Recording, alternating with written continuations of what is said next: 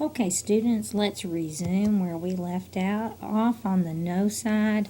If we decided to tax the rich by Stephen Brower, and we're going to pick up on page 229 in the section called Conclusion. Not all of our economic and social problems began in the last 2 decades of the 20th century, but the policies pursued during the Reagan, Bush, Clinton era have made things considerably worse. Working people have suffered so that a small elite could enlarge its fortunes. In turn, this accumulated money has been wasted on speculative trading, widespread fraud, and non-productive sectors of the economy, as well as corporate investment in countries where labor is provided by desperately poor people.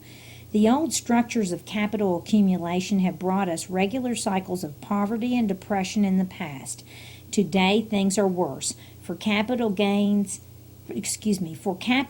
has lost whatever productive driving capability it once possessed. The glorification of entrepreneurship in the 1980s brought on the destruction, not the multiplication of our national assets. The upper class tried to regenerate itself through money games that were far removed from real economic production.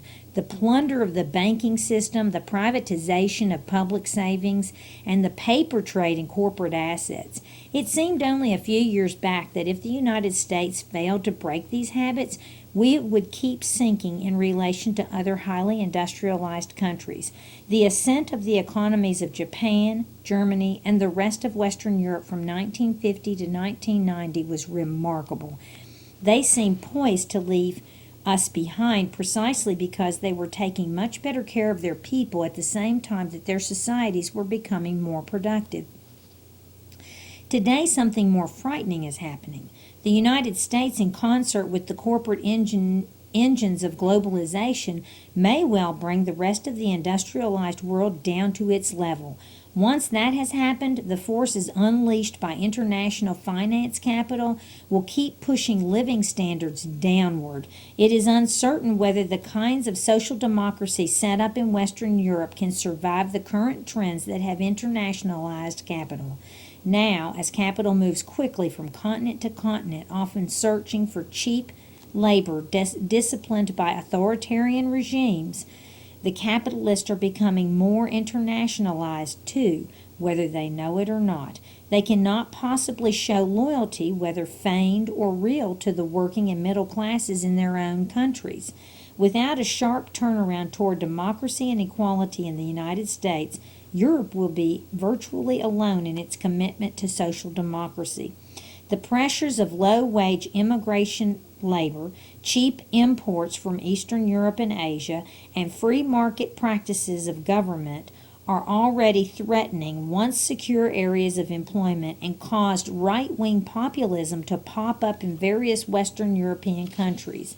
Surprising numbers of middle-class and working-class voters have supported ultra-nationalist, neo-fascist parties throughout Europe because, like white male workers in the United States, they see their status slipping.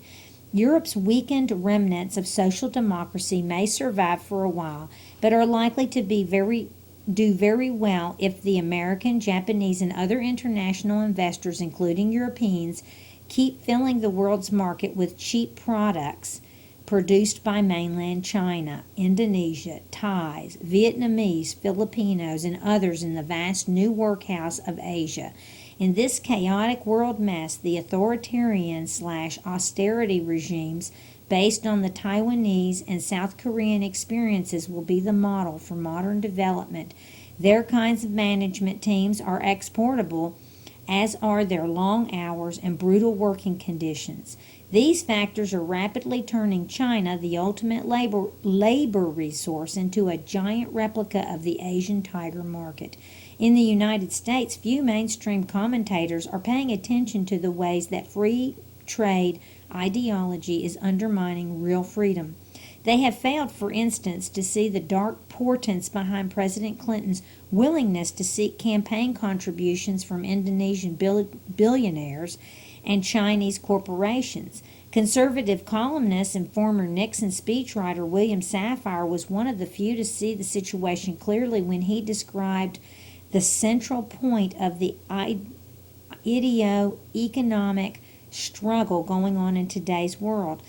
On one side are governments that put order above all and offer an under-the-table partnership to managers who like arranged outcomes and a docile workforce.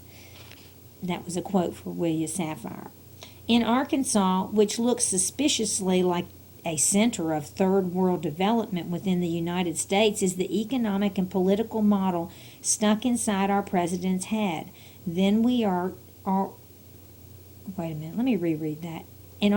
If Arkansas, which looks suspiciously like a center of third world development within the United States, is the economic and political model stuck inside our president's head, then we are already in trouble.